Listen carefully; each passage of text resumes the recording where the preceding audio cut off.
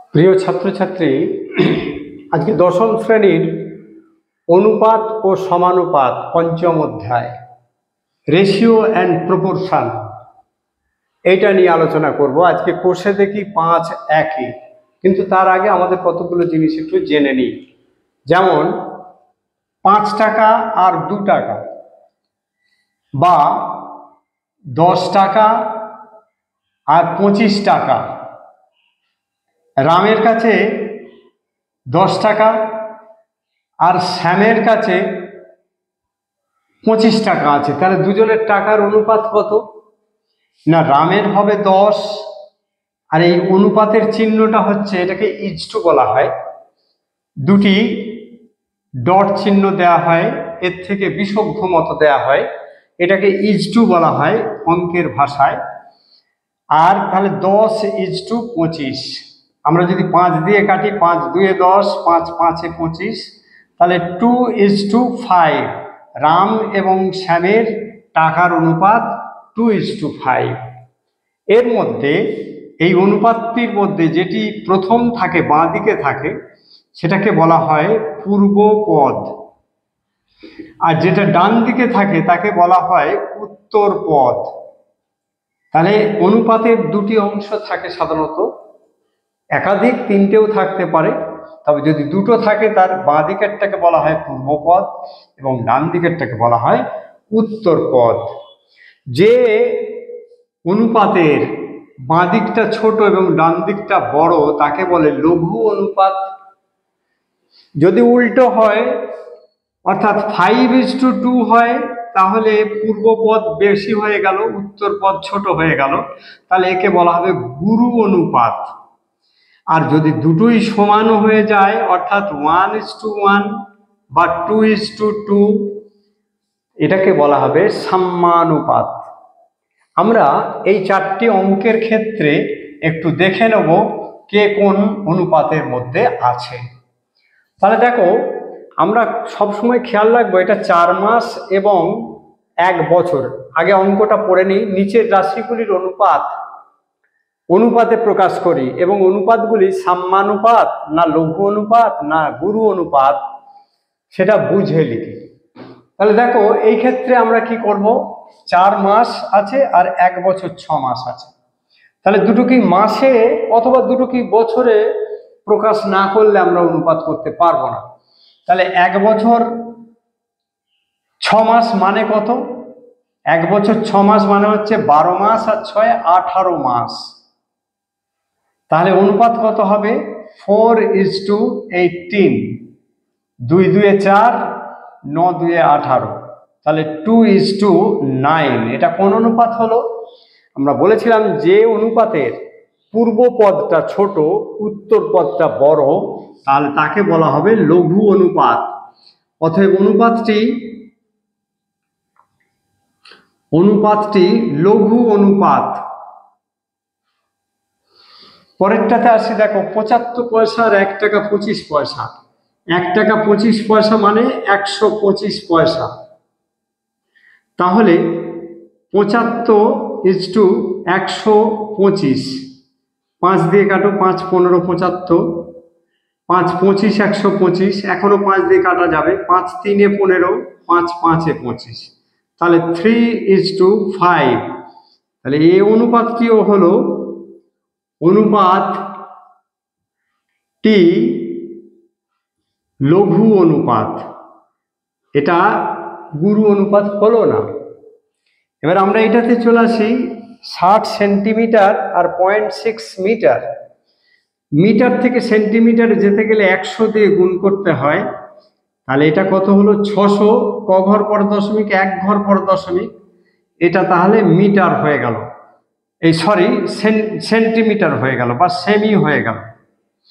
তাহলে এও 60 সেমি ও 60 সেমি, তাহলে 60:60, 1 দিয়ে 60 দিয়ে কাটলে 1:1, তাহলে এটা কি হয়ে গেল? অতএব অনুপাতটি সাম্যানুপাত, অর্থাৎ অনুপাতটির পূর্বপদ এবং উত্তর পদ দুটোই সমান। এবার আমরা চলে আসি এটাতে 1.2 কিলোগ্রাম।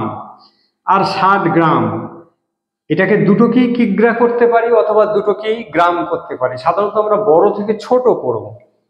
একে আমরা 1000 দিয়ে গুণ করে দিলে, কিগ্রাকে 1000 দিয়ে গুণ করলে গ্রাম হয়। 12 একে 12,000। ক ঘর পরে দশমিক আছে, 1 ঘর পরে দশমিক, তাহলে এটা কি হয়ে গেল? গ্রাম। তাহলে 1200 গ্রাম ইজ টু 60 গ্রাম। দেখো উভয় দিক থেকে একটা করে শূন্য কাটি। এবার 6 একে 6, 6 দুইয়ে 12, তাহলে 20 ইজ টু 1। তাহলে এই অনুপাতের পূর্বপদ 20, উত্তরপদ 1। তাহলে অনুপাতটি গুরু অনুপাত, অর্থাৎ যে অনুপাতের পূর্বপদ বড় তাকে গুরু অনুপাত বলে। আমরা পরের অঙ্কে চলে আসি। 2 এর অঙ্কতে বলা আছে, দেখো পি কিগ্রা কিলোগ্রাম এবং কিউ গ্রামের অনুপাতটি লিখি।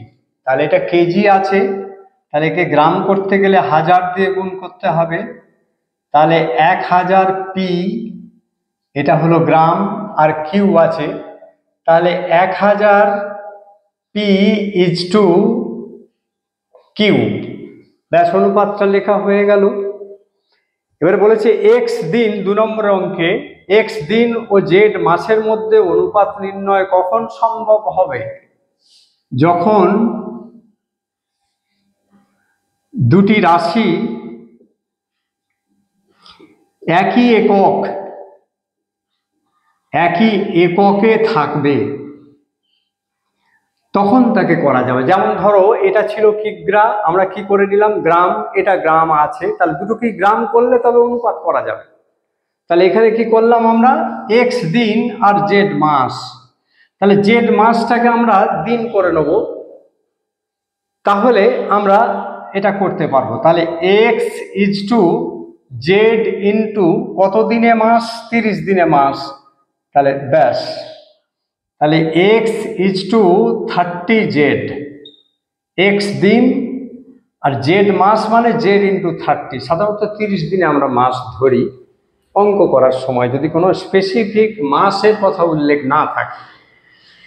পরেরটাতে দেখো একটি অনুপাত ও তার ব্যস্ত অনুপাত। ব্যস্ত অনুপাত কাকে বলে আমরা একটু বলছি, দাঁড়াও।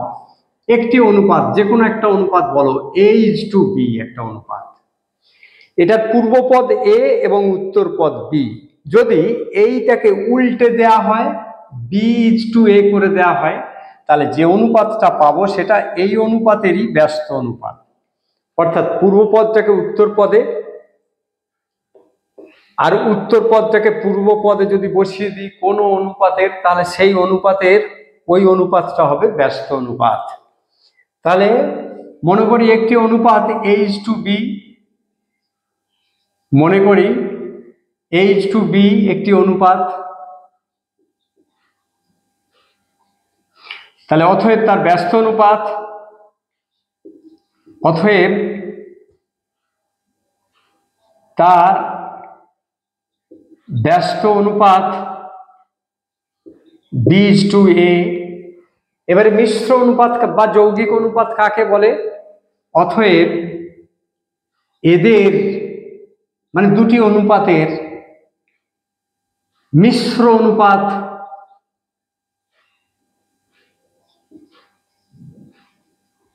বা যৌগিক অনুপাত, একই কথা, আমাদের একটু জেনে নেব।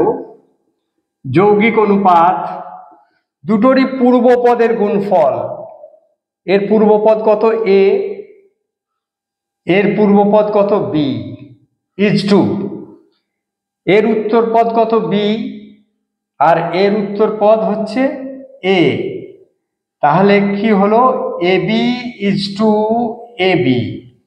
কাটাকাটি করলে কি হয়? 1 ইজ টু 1। কি হয়ে গেল? এটা সাম্যানুপাত হয়ে গেল।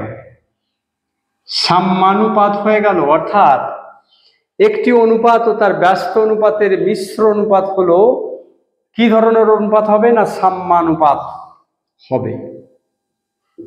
ব্যাস, পরেরটাতে চলে আসি আমরা। মিশ্র অনুপাত তো দেখে নিয়েছি।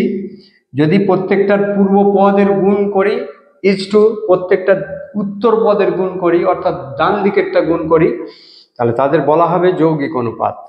এখানে a by b is to C, b by C is to A, C by A is to B এর মিশ্র অনুপাত নির্ণয় করি।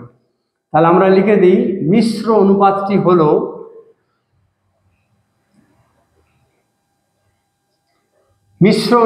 কি হলো, পূর্ব পদগুলোকে আগে গুণ করি। a বাই বি গুণ এটার পূর্ব পদ হচ্ছে b বাই সি, এটার পূর্ব পদ হচ্ছে C by A is to দিলাম, এর উত্তর পদ হচ্ছে সি, এর উত্তর পদ হচ্ছে এ, আর এর উত্তর পদ হলো বি। তাহলে কি দাঁড়াচ্ছে, সি সি কেটে গেল, এ এ কেটে গেল, বি বি কেটে গেল, বাঁদিকে কিছুই থাকলো না, 1 is to A b c. তাহলে এদের মিশ্র অনুপাতটা কি হলো, 1 is to A b c. পরের অঙ্কগুলো দেখি। 2-এর দাগের 5-এরটা বলা হচ্ছে x square is to y z, এবং কোন অনুপাতের মিশ্র অনুপাত হলো x y is to Z square. অর্থাৎ এই পূর্ব পদের সঙ্গে কি গুণ করলে এক্স ওয়াই হবে, এবং এই উত্তর পদের সঙ্গে কি গুণ করলে, মানে আরেকটা অনুপাতের উত্তর পদ গুণ করলে তবে এটা হবে। মনে করি অন্য অনুপাতটি a ইজ টু বি, তাহলে অতএব X square into A by Y Z into B সমান X square by Y Z আছে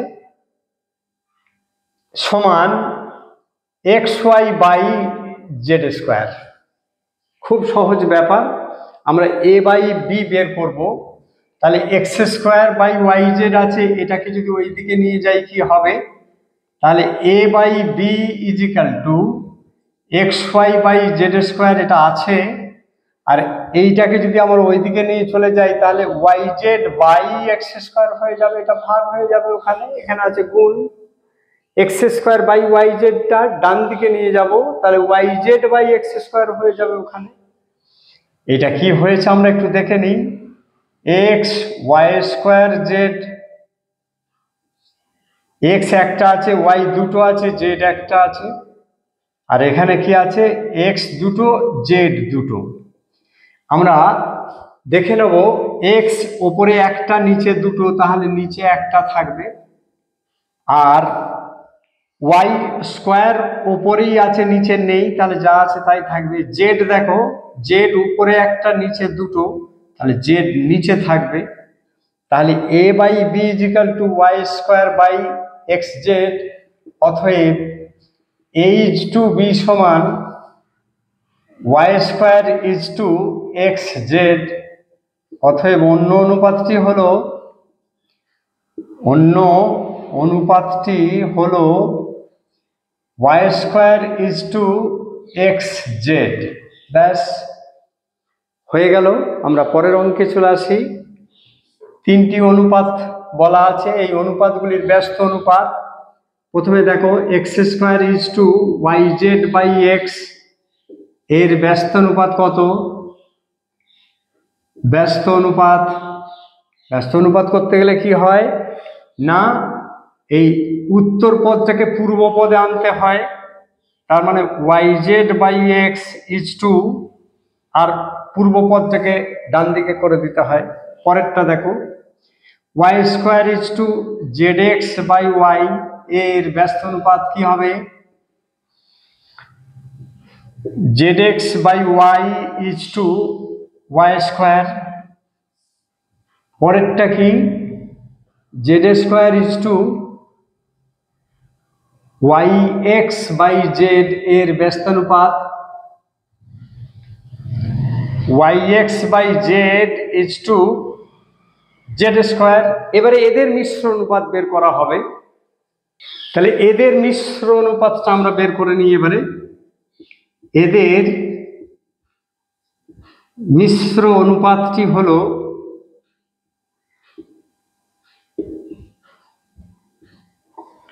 প্রত্যেকেরই পূর্ব পদ গুণ করে ফেলি।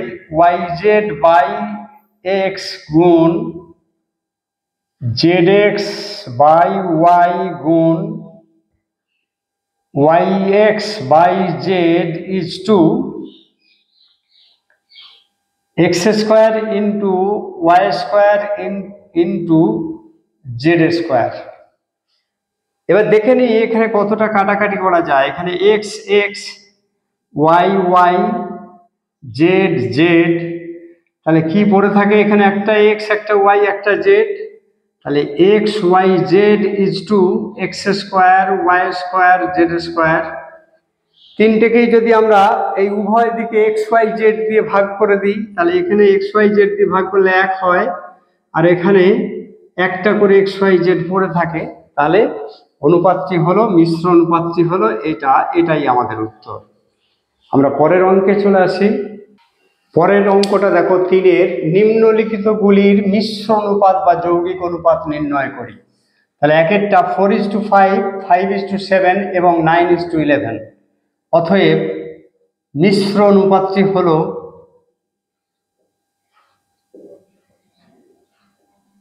হলো প্রত্যেকের পূর্বপদ, এই পূর্বপদগুলোর গুণ করে ফেলি। 5 × 9 ইজ টু প্রত্যেকের উত্তর পদ 5 × 7 × 11। তাহলে দেখো কতটা কি কাটা যায়। 5 একে 5, 5 একে 5, আর কাটা যাচ্ছে না। এটা 9, এখানে যায় না, 4 আছে, যায় না। তাহলে 4 × 9 = 36 ইজ টু 7 × 11 = 77। হয়ে গেল মিশ্র অনুপাতটি। আমরা দ্বিতীয়টার ক্ষেত্রে দেখি। মিশ্র অনুপাতটি হলো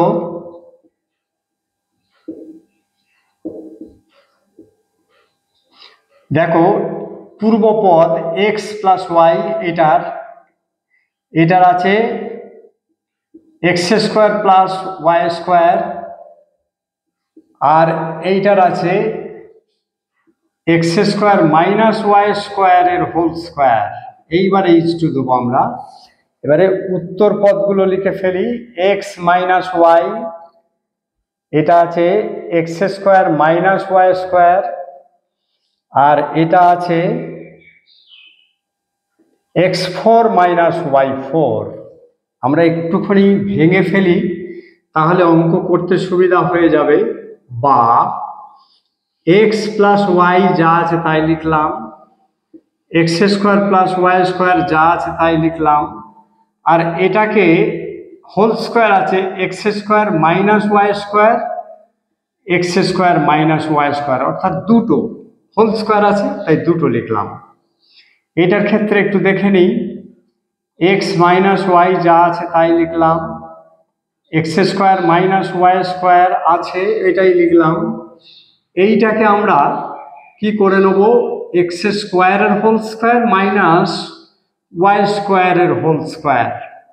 তাহলে দেখে নিই, বাঁ দিকটা যা আছে আমরা তাই লিখবো, x + y যা আছে তাই, x² + y², x² - y², x² - y², x - y, x² - y²।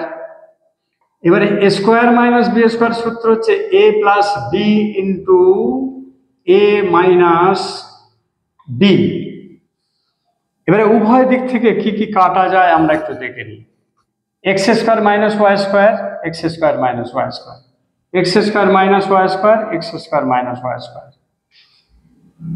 x² - y², x² + y²। তাহলে এখানে হলো x + y, আর এখানে হলো x - y। এই পর্যন্ত এলো। এখানে টোকা একটু ভুল হয়ে গেছে আমাদের। এই 2-এর দাগের দ্বিতীয়টার এইটা হলো, এটা ভুল টোকা হয়েছে। এটা হবে x + y, x + y এর হোল স্কয়ার হবে। তাহলে আমরা এইটা যে টুকেছিলাম উত্তর পদগুলো, এটা উত্তর পদটা ভুল ছিল। এইখানে উত্তর পদটা আমরা এইটা টুকে ফেলেছিলাম। এটা হবে x + y এর হোল স্কয়ার, এটা হবে x + y এর হোল স্কয়ার। তাহলে আমরা কাটাকাটিটা একটু পরে করছি। এক্স প্লাস ওয়াই এর হোল স্কোয়ার। এই টোকাটা ভুল ছিল, একটু ঠিক করে দিলাম। এবার দেখো আমরা নতুন করে কালো কালি দিয়ে কাটছি, তাহলে ব্যাপারটা সোজা হয়ে যাবে। তাহলে x square plus y square, x square plus y square, x square minus y square, x square minus y square হয়ে গেল। এবারে দেখো এটা কাটা হয়নি, এটা আছে x square minus y square. তাহলে এইটাকে আমরা একটু ভেঙে ফেলি। তাহলে x plus y, x square minus y square মানে হচ্ছে x plus y into x minus y is to, এটা এক্স মাইনাস ওয়াই আছে, আর এটা এক্স প্লাস ওয়াই এর হোল স্কোয়ার মানে এক্স প্লাস ওয়াইকে দুবার লিখতে পারি। তাহলে দেখো দুটো এক্স প্লাস ওয়াই বাঁ দিকে কাটলাম, দুটো ডান দিকে কাটলাম, এটা এটা কেটে গেল, তাহলে 1:1, অর্থাৎ এটা সমানুপাত হলো। পরের অঙ্কে চলে আসি। 4-এর দাগে 3টে অঙ্ক আমরা টুকে নিয়েছি। দেখো 1, 2, 3 আর একটি বাকি আছে। মাঝে মাঝে টোকাটার ক্ষেত্রে তোমরা একটু সাবধান হবে। আমারও দেখলে তো মাঝে মাঝে ভুল হয়ে যাচ্ছে। ভুল হলে অঙ্কের উত্তরটা ভুল হবে, কিন্তু পদ্ধতি ভুল করা চলবে না। তাহলে দেখো a:b মানে 6:7, আর b:c মানে কত, 8:7 আছে। তাহলে এখানে a:c বের করতে হবে। প্রথমে আমরা a:b:c বের করব। দেখো এখানে b আছে 7, এখানে b আছে 8, 7 আর 8 এর লসাগু কত, 56। তাহলে এটাকে 7 দিয়ে গুণ করলে এটা 56 হয়ে যাবে, আর এটাকে যদি 8 দিয়ে গুণ করি তাহলে এটা 56 হয়ে যাবে। তাহলে দেখো দুটোকেই গুণ করতে হবে, 6 8 48 গুণ 56, 7 8 56 ইজ টু 49। তাহলে অতএব a:b:c কত হলো, এ যদি 48 হয়, বি হবে 56, আর বি যদি 56 হয়, সি কত হবে 49। এবার যা ইচ্ছা বলুক আমরা বের করে নিতে পারবো। h/c মানে 48:49। একইভাবে পরেরটা আমরা করব। দেখো h/b 2:3, b/c 4:5, আর c/d 6:7। তাহলে প্রথমে আমরা এই দুটো অনুপাতের মধ্যে সমান করব। এটাতে 3 আছে, এটাতে 4 আছে, এর লসাগু কত 12। তাহলে একে 3 দিয়ে গুণ করব, একে 4 দিয়ে গুণ করব। 4 দুগুণে 8:12, আর এটা 12:15। এবারে দেখবো এটা তো 6:7। 15 আর 6 এর লসাগু কত, 15 আর 6 এর লসাগু হলো 30। 3 5 15, 3 2 6, 5 দুগুণে 10, 3 30। তাহলে এটাকে 30 করতে হবে, 2 দিয়ে গুণ করব। একে 30 করতে গেলে 5 দিয়ে গুণ করব, 5 6 30। একে 30 করব 2 দিয়ে গুণ, একে 30 করব 5 দিয়ে গুণ। যেহেতু এই দুটো সমান হয়েছিল, তাহলে একে যদি 2 দিয়ে গুণ করি, আমরা এটাকেও 2 দিয়ে গুণ করব। তাহলে দেখো 8 দুগুণে 16:24, এটা 2 দিয়ে গুণ করো, 24:30, 5 দিয়ে গুণ করো, 5 6 30:35। তাহলে অতএব h/b/c/d, এ মানে কত 16, এ 16 হলে b/24, b/24 হলে c/30, c/30 হলে d হবে 35। এবার যা ইচ্ছা বলুক আমরা বের করে ফেলবো। তাহলে h/d মানে 16:35, 16:35। পরেরটা দেখো, পরেরটা ওই একই রকমের সোজা। h/b 3:4, b/c 2:3। 4 আর 2 এর লসাগু কত 4। তাহলে একে 2 দিয়ে গুণ করে নেব, আর একে 1 দিয়ে গুণ করে নেব। তাহলে 3:4 আর 4:6। তাহলে অতএব h/b/c, এ 3 হলে b 4, আর c কত 6। ব্যাস হয়ে গেল। আমরা লাস্ট অঙ্কে চলে আসি। 4-এর থেকে শেষ অঙ্কটি অর্থাৎ 4-এর অঙ্কটি দেখো আমরা ওই আগের মতো 3-এর অঙ্কের মতোই। তাহলে x/y মানে 2:3, y/z মানে 4x7, এর y 4, এর y 3, এর y 4। তাহলে দুটোকেই আমরা সমান করব। তাহলে a কে 3 দিয়ে গুণ করে দেবো আর a কে 4 দিয়ে গুণ করব। 4 দুগুণে 8, 12, 12:21। অতএব x/y/z 8:12:21। ব্যাস, খুবই সহজ অনুপাতের অঙ্ক। মাঝারি মেধা সম্পন্ন ছাত্রছাত্রীরাও খুব ভালো নম্বর পেতে পারে। এগুলো একটু অনুসরণ করতে হবে। এই কায়দাগুলো একটুখানি যদি আমরা প্রয়োগ করতে পারি, এই টেকনিকগুলো যদি একটু প্রয়োগ করতে পারি, খুব সহজেই হয়ে যাবে। আজ এই পর্যন্তই, বাকি অঙ্কগুলো পরের ভিডিওতে দেওয়া হবে।